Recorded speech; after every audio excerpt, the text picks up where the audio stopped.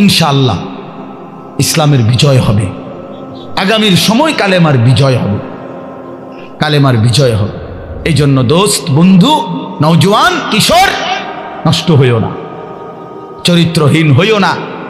এত সহজে, এত অল্প বয়সে 16 বছরে চরিত্র এভাবে নষ্ট করে দিলা। মাত্র 18 বছর বয়সে এত নারী দেখে ফেললা, মাত্র 18 বছরে এত উলঙ্গ ছবি দেখে ফেললা। বাকি জীবন কি করবা বাবা? হ্যাঁ, মাত্র 18 বছর বয়সে এত জিনা ব্যভিচার দেখে লাইলা। ছি ছি ছি, বাকি সময় কি করবা বাপ? বাকি সময় কেমনে চলবা আব্বা বলো?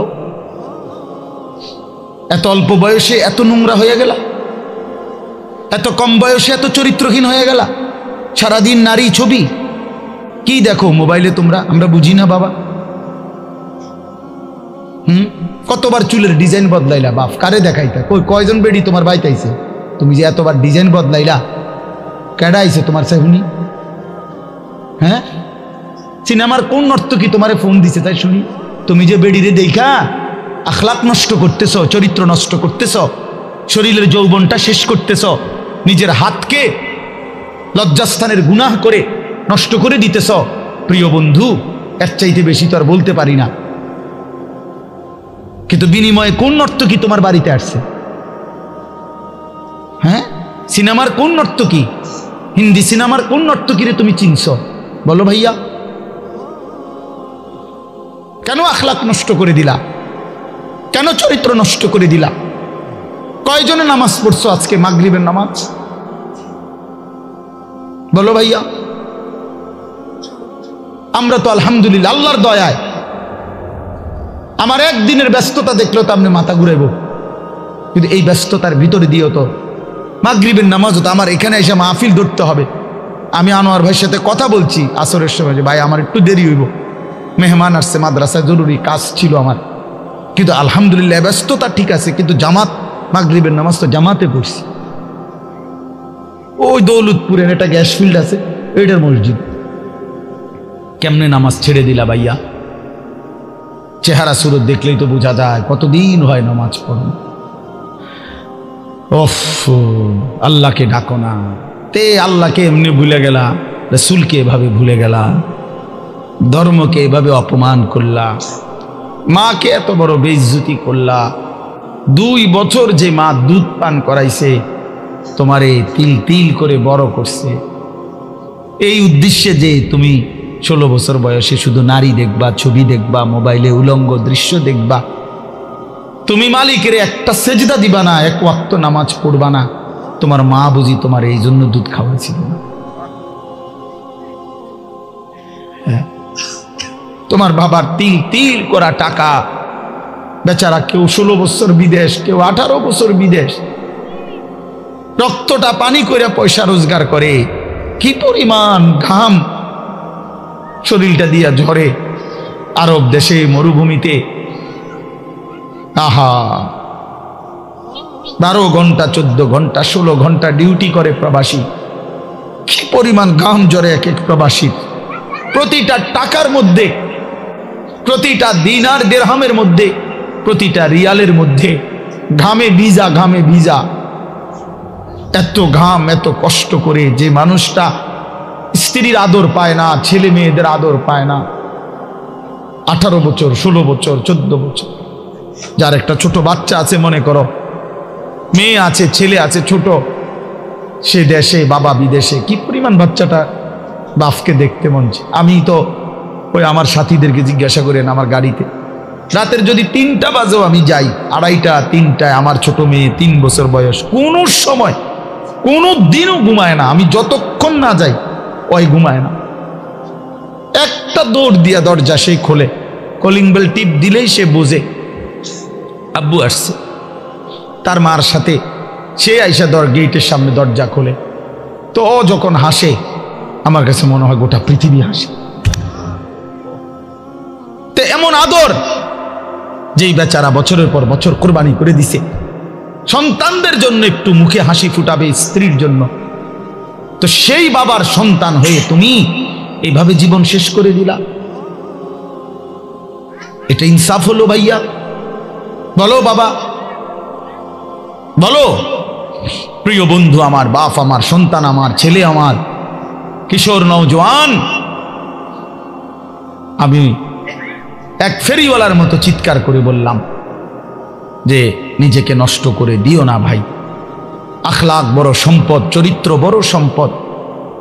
নারীর আসক্তি, জিনা ব্যভিচারের দৃশ্য, উলঙ্গ দৃশ্য, নারীর লোভ, বিশ্বাস করো তোমার দুনিয়াও শেষ করে দিবে, আখিরাতও শেষ করে দিবে। আল্লাহর নবী বলছে ফাত্তাকুদ দুনিয়া ওয়াত্তাকুন নিসা। আল্লাহর নবী বলছে উম্মত, দুনিয়ার ধোঁকা থেকে বেঁচে থাকো, নারীর ধোঁকা থেকে বেঁচে থাকো। বেপর্দা নারী, হারাম নারী, যে নারীকে দেখার তোমার অনুমতি নাই, ওর হাসি মূলত হাসি না, আগুন। ওর রূপ যৌবন মূলত যৌবন না, ওইটা জাহান্নামের কয়লা, আগুনের কয়লা। ওই তোমারে বরবাদ করে দিবে। আল্লাহ নবী সাল্লাল্লাহু আলাইহি সাল্লাম বলছে যুবক, যদি কষ্টই হয়, যদি কষ্ট হয় যৌবন ধরে রাখতে, তাহলে ফাআলাইহি বিসাওম, রোজাই রাখো, রোজা রাখো, রোজা রাখো। ফাইন্নাহু লাহু বিজাউন, কেননা রোজার মধ্যে যৌন শক্তি প্রতিরোধের প্রতিষেধক আছে, অ্যান্টিবায়োটিক। রোজা রাখো। আল্লাহ নবী সাল্লাল্লাহু আলাইহি সাল্লাম ইয়া মাশারাশ শাবাব, ডাইরেক্ট ডাক দিছি, ইয়া মাশারাশ শাবাব, হে যুব সমাজ। কি মজাদার শব্দ, নবীজি নিজে বলছে, যুবককে আলাদা বলছে, হে যুব সমাজ। মান ইসতাতাআ মিনকুমুল বাআতা ফালিয়াতাযাওয়াজ, যার বিবাহের সামর্থ্য হয়েছে, এক নম্বর হলো আর্থিক সামর্থ্য, দুই নম্বর শারীরিক সামর্থ্য, তো তুমি বিবাহ করো। ফাইন্নাহু আগাদ্দু লিল বাসার, বিবাহ তোমার চোখ নিচের দিকে হেফাজত করবে। ওয়া আহসানু লিল ফারজ, লজ্জাস্থানকে পবিত্র রাখবে গুনাহ থেকে। ওমান লাম ইয়াস্তাতি, আর যদি কেউ এই মুহূর্তেই পারতেছ না, পরিবেশ, পারিপার্শ্বিকতা সব মিলাইয়া বিবাহের সময় এখনো হয় নাই, কিন্তু নিজের যৌন চাহিদা আছে, নিজের ভিতরের কামনা বাসনা আছে, এটা তো বন্ধ করে দেওয়া যাবে না। এমন কোনো ট্যাবলেট দিয়া বেলে যে তার যেন আর কোনো শারীরিক কোনো যৌন চাহিদাই যেন না থাকে, এমন ইনজেকশন দিয়ে দেন না, তাহলে তো মুশকিল, এটা বিপদ। এটা তো আল্লাহ প্রদত্ত, আল্লাহ প্রদত্ত। অতএব আল্লাহ নবী বলছেন ফাআলাইহি বিসাওম। তাক ওদিকে তাকায়ও না ভাই, এত মানুষ সবাই গুছান সম্ভব না, কিছু পাগল ছাগল ফালতু এগুলো থাকবে, এটা এত তান টোহাইয়া লাভ হতো। যে দূর শুনছে দূর, আমি এত সংখ্যার চিন্তাও করি না। মানুষ হয়েছে 10 কোটি, হ্যাঁ, আল্লাহ কইল আমি নিলাম না, কথা বুঝছেন না? মানুষ হয়েছে 50 লাখ আর কি, সব আমার আলগি দিয়ে মনে করেন 4 রাস্তার মাথা নিয়ে হোতায় দিয়ে আইছে। আল্লাহ বলছে আমি আনিস, তোমারে নিলাম না, খালি তো লাভ হইল কি? এই জন্য এটা কোনো বিষয় না। তো আল্লাহ নবী বলেন ফাআলাইহি বিসাওম, তাহলে তুমি রোজা রাখো। ফাইন্নাহু লাহু বিজাউন, এবং এটার মধ্যেই তোমার জন্য প্রতিষেধক রয়েছে। সবর করো, রোজা তোমাকে সবর করতে শিখাবে, রোজা তোমার চরিত্রকে পবিত্র রাখতে শুরু করে শেখাবে। এটা রাসূলুল্লাহ সাল্লাল্লাহু আলাইহি ওয়াসাল্লামের নববী প্রেসক্রিপশন, এটা নবীজির প্রেসক্রিপশন, নবীজির ঔষধ। তো আমার বলার উদ্দেশ্য এই আয়াত আমি এই জন্য পড়ছি যে আলহামদুলিল্লাহ, নিজেকে চরিত্র গঠন, তোমরা যারা কিশোর, নওজোয়ান, যুবক, তোমরা যারা এখনো অবিবাহিত, তোমাদের কাছে বন্ধু অনুরোধ, চরিত্রের হেফাজতের নিয়তে, অভ্যস্ত বানাবার নিয়তে, নিজের আখলাকের পবিত্রতার নিয়তে মাহে রমজান সামনে, মাহে রমজান সামনে। এবারের রমজানে টার্গেট নাও 30 দিনের রোজার মাধ্যমে দিল থেকে আল্লাহর কাছে এইভাবে 30টা দিন হাতে গুনে তুমি আল্লাহর সাথে ওয়াদাবদ্ধ হও যে আল্লাহ 30 দিন আমি রোজা রাখবো, এবং যৌন চাহিদা, লজ্জাস্থানের চাহিদা, অশ্লীলতা, বেহায়াপনা, নর্তকী, নাচ গান, উলঙ্গ ছবি দেখা, নারীকে নিয়ে চিন্তা ভাবনা, মেয়েকে নিয়ে অশ্লীল চিন্তা ভাবনা, অবৈধ কোনো প্রেম সম্পর্ক, হারাম কোনো রিলেশন, এ সব ত্যাগ করে বন্ধু 30টা দিন মনোযোগ দিয়া রোজা রাখো, তারাবি পড়ো, ইফতার করো, সাহারি করো, তাসবিহ পড়ো, তেলাওয়াত করো, কোনো আলেমে দ্বীনের সাথে উঠা বসা করো, ইমাম সাহেবের সাথে সম্পর্ক করো। ইনশাআল্লাহ দেখবা আল্লাহ চাহে তো 30 দিনের মাথায় আল্লাহ বলেন লাআল্লাকুম তাত্তাকুন, আমি আল্লাহ ওয়াদা দিলাম মোমেন তোকে মুত্তাকি বানিয়ে দেব, মুত্তাকি বানিয়ে দেব। আর যদি মুত্তাকি হও তাইলে পুরস্কার কি? উইদ্দাত লিল মুত্তাকিন, আল্লাহ বলছেন জান্নাত বানানোই হয়েছে মুত্তাকিদের জন্য। 30 দিনে মুত্তাকি হবা, 30 দিনে জান্নাতি হবা। ইয়া আইয়ুহাল্লাযীনা আমানু, হে ঈমানওয়ালা, আল্লাহ বলেন জানো ঈমান তোমার পাসপোর্ট, আমি পাসপোর্ট নিলাম 30 দিন আগে। আর আল্লাহ ওয়াদা দিছেন রমজানের চাঁদ উঠলে আমি আল্লাহর কাছে ঈমানের পাসপোর্ট দিবা। ঈমানের পাসপোর্ট আমি জমা নিলাম, 30 দিন অপেক্ষা করবা, 30 দিন আমার হুকুম মাইনা চলবা। 30 দিন পরে ঈদের চাঁদ উঠবে, সেই দিনই তোমার পাসপোর্টের উপরে জান্নাতের ভিসা লাগবে। পাসপোর্ট এবং ভিসা লাগবে, আর ঈদের দিন ফ্লাইট হবে জান্নাতের ফ্লাইট, ইনশাআল্লাহ। ইনশাআল্লাহ হাদিসে আছে ঈদের দিন আল্লাহ তাআলা ফেরেশতাদেরকে জিজ্ঞাসা করে, ফেরেশতারা বলো তো ওই ব্যক্তির প্রতিদান কি হইতে পারে যে তার পরিশ্রম, তার হুকুম, তার মনিবের আদেশ পূর্ণ আদায় করছে, যেই কর্মচারী তার কর্ম ঠিক মতো 100 পালন করছে, তো এখন তার বিনিময় কি হইতে পারে? ফেরেশতাদেরকে আল্লাহ বলবে ঈদের দিন, ফেরেশতারা বলবে মাওলা তো এটার বিনিময়তে এটাই আইন ওয়াফা আজরাহু, তার বিনিময়ে তাকে পূর্ণ দিবেন, পারিশ্রমিক পূর্ণ দিবেন, কারণ সে তার কর্ম পুরা করছে, অতএব পারিশ্রমিকও তো কি দিতে হবে? পুরা দিবেন, এটাই তো যুক্তির কথা। তো আল্লাহ তাআলা তখন বলবেন ফেরেশতারা তোমরা সাক্ষী থাকো, আমার ইজ্জতের কসম, আমার জালালের কসম, আমি আল্লাহর বরত্বের কসম, আমার শ্রেষ্ঠত্বের কসম, আমার এই বান্দাগুলো 1 মাস রমজানে আমার হুকুম পূর্ণ আদায় করছে, আমার আদেশের হক আদায় করছে, রমজানের হক আদায় করছে। আজকে আমি আল্লাহ ঈদের দিনে ঘোষণা দিলাম তোমাদের সামনে, কাদ গাফারতু লাকুম, আমি আল্লাহ আমার এই বান্দাদেরকে মাফ করে দিলাম। ফেরেশতারা তখন ডাক দিয়ে বলবে, তখন ফেরেশতারা নামাজি ঈদগাহের ইমানদার মুসলমানদেরকে বলবে যে ইন্নাল্লাহা কাদ গাফারা লাকুম, তোমাদের আল্লাহ তোমাদেরকে মাফ করে দিয়েছে। আমরা ফেরেশতারা নিজে শুনছি। ফারজিউ রাশিদিনা ইলা রিহালিকুম, অতএব তোমরা খুশি খুশি চিত্তে, সন্তুষ্ট চিত্তে, সফলভাবে তোমরা তোমাদের ঘরে ফিরে যাও। এই জন্য বন্ধু, এটাই আমার মূল বক্তব্য। আল্লাহ তাআলা মাহে রমজান আমাদের সামনে, আর মাত্র 30-32 দিন, খুব সম্ভব 32 দিন হবে, এরকম কতদিন? 32 দিন।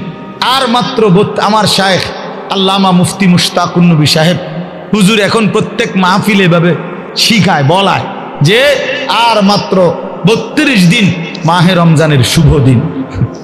কয়দিন? আর মাত্র, বলেন না, মাহে রমজানের শুভ, আর মাত্র 32 দিন রহমত মাগফিরাতের শুভ দিন, আর মাত্র 32 দিন নাজাতের শুভ দিন, আর মাত্র 32 দিন ইফতার সাহারির শুভ দিন, আর মাত্র 32 দিন 20 রাকাত তারাবির শুভ দিন, আর মাত্র 32 দিন মুত্তাকি হওয়ার শুভ দিন, আর মাত্র 32 দিন জান্নাতি হওয়ার শুভ দিন, আর মাত্র 32 দিন লাইলাতুল কদরের মর্যাদা পাওয়ার শুভ দিন। কাউন্ট ডাউন করো, মানে গুনো, আর মাত্র 31 দিন, আর মাত্র 30 দিন, কাউন্ট ডাউন, সংখ্যা গুনো। এটা উচিত নবীনগরের মুরব্বী এখন আসছে, আল্লাহু আকবার। এখন তো এই জন্য বললাম, আমরা অনুরোধ করছি প্রিয় বাপ, বয়স্ক বাবারা, আপনারা এবার আপনারা বলবেন যে হুজুর আমগুলো তো কিচ্ছুই কইলেন না, কাল ফুলাইনরেই কইলেন। আপনাদের জন্য কথা হলো এটা বাপ, আপনাদের জন্য প্রথম জিম্মাদারি। আমি প্রতিদিন এটা বলি, আপনাদের স্ত্রী সন্তান, আপনাদের ছেলে মেয়ের ঈমান আমল আখলাক, বন্ধু আমার, বাপ আমার, এদের এই ঈমান আমল আখলাক, এইটার সংশোধন, এটার ফিকির, এটা আপনাদের মূল জিম্মাদারি, এটাই আপনাদের মূল জিম্মাদারি। আপনারা দয়া করে ঘর যদি পুরা শেষ করতে নাও পারেন কিচ্ছুই তো না। আপনারা যদি সোফা খাট পালং পরিবারের সবটা চাহিদা মনে করেন 4 রুমে 4টা খাট দরকার, আপনি হয়তো হায়াতে থাকতে 2টা খাট ব্যবস্থা করতে পারছেন, তেমন অসুবিধা হবে না, বাকি দুটোটা হেতে বানাইতে পারবো। আপনি দেখেন বাবা, হেতে আরো সুন্দর বানাইতে পারে। যে মকবুল ভাই দায়িত্ব নিছে, উনি নিজে কইছে না, তাইলে এই জন্য সে আরো সুন্দর বানাইতে পারবে। আপনি অপেক্ষা করেন, আপনি সাদ্দা না দিতে পারলো সে দিবে। অতএব শুধু দুনিয়া মিলাইবার জন্য আপনারা বাবারা, বয়স্ক বাবারা, অভিভাবক যারা, ছেলের বাপ, মেয়ের বাপ, স্ত্রীর স্বামী, দয়া করে বাপ আপনারা গহনা অলংকার, আসবাবপত্র, খাট পালং, সোফা, ফার্নিচারের জন্যই আপনারা আপনাদের এই সময় হায়াত শেষ কইরেন না, বরং সংসারের পবিত্র দায়িত্ব, স্ত্রী সন্তানের মূল দায়িত্ব হলো আপনার উপরে, তাদের ব্যাপারে আল্লাহর কসম তাদের ইবাদত, তাদের ঈমান, তাদের আমল, তাদের আখলাক আপনার বিবেক দিয়ে ভাবা উচিত। আমার ছেলেটা 16 বছর কোনো দিন ফজরের নামাজ পড়ে না, আমি কেমন বাপ, আমার ছেলেটা কেমন ছিল। আমার মেয়েটা কোনো দিন পর্দা করে না, আমি কেমন মা, আর আমার মেয়েটা কেমন মেয়ে।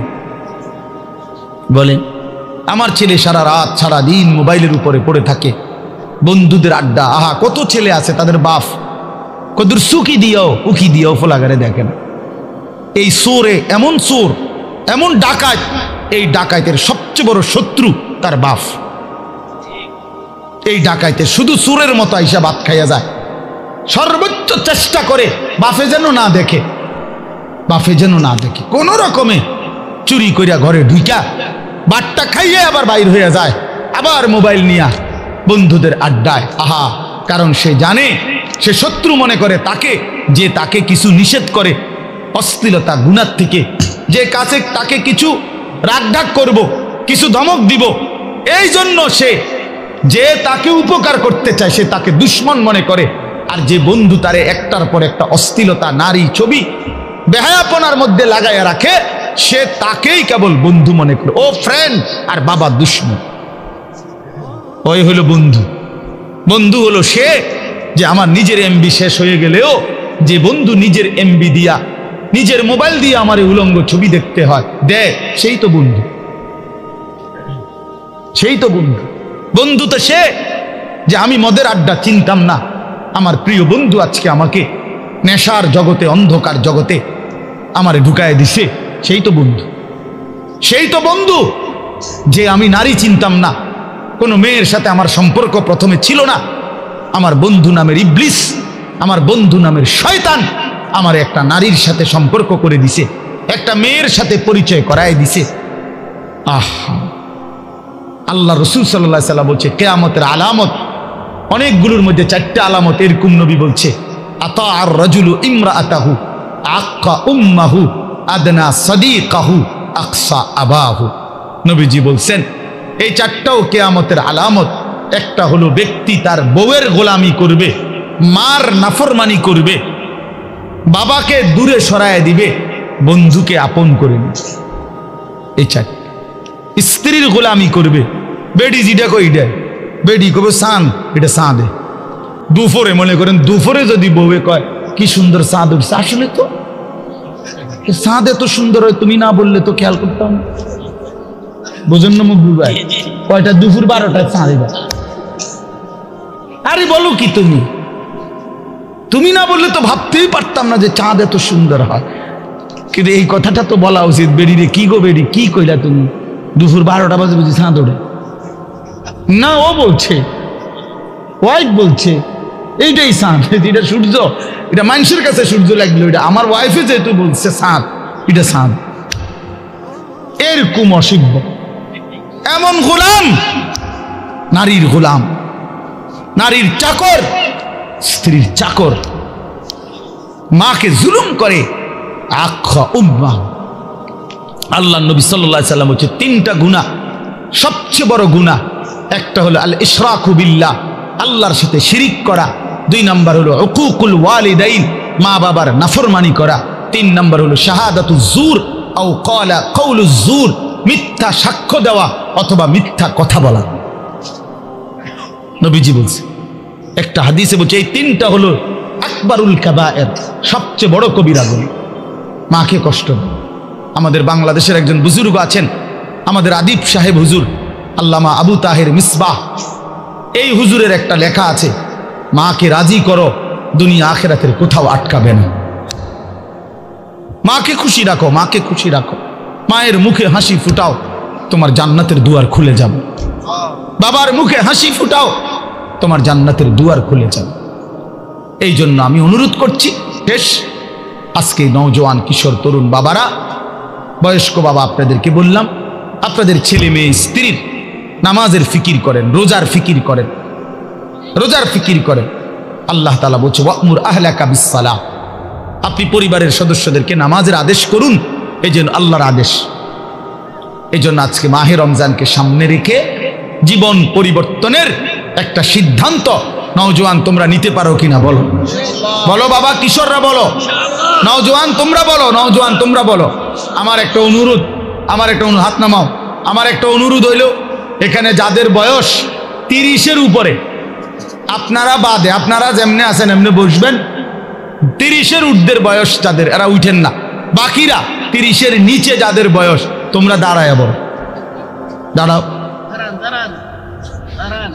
দাঁড়াও, ইনশাআল্লাহ দাঁড়াও। নওজোয়ান ওঠো, নওজোয়ান জাগো, নওজোয়ান বলো, নওজোয়ান হিম্মত করো, নওজোয়ান আগে বাড়ো, নওজোয়ান পতাকা উড়াও, নওজোয়ান ইসলাম উড়াও, নওজোয়ান।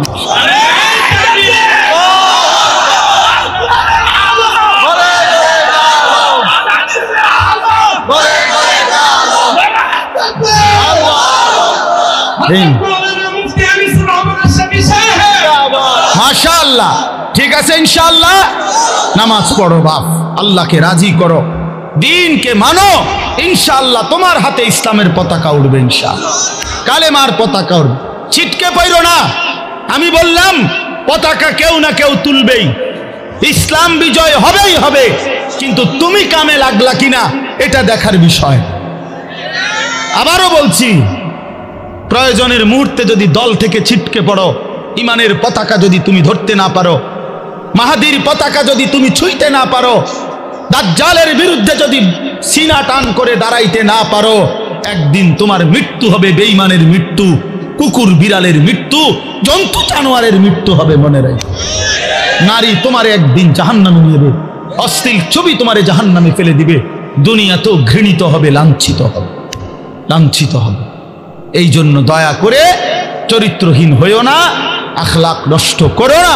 মাহে রমজান আমাদের কিশোর তরুণ নওজোয়ান এদের পরিবর্তনের জন্য হাতিয়ার হোক, আমি এই দোয়া করি, এই কবুল করি। আল্লাহ তাআলা আমাদের সব নেক তামান্না কবুল করেন।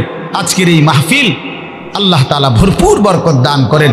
এশার নামাজের পরে আবার যথারীতি ওলামায়ে কেরাম বয়ান করবে, প্রিয় ভাই সবাই আবার বয়ান শুনবে, এবং আল্লামা মুফতি আমজাদ হুসাইন সাহেব, আল্লামা মুফতি আরিফ বিন হাবিব সাহেব, আমাদের এই দুইজন বুজুর্গ আলেমদের বয়ান শুনে দোয়া মুনাজাত করে যাওয়ার চেষ্টা করবে।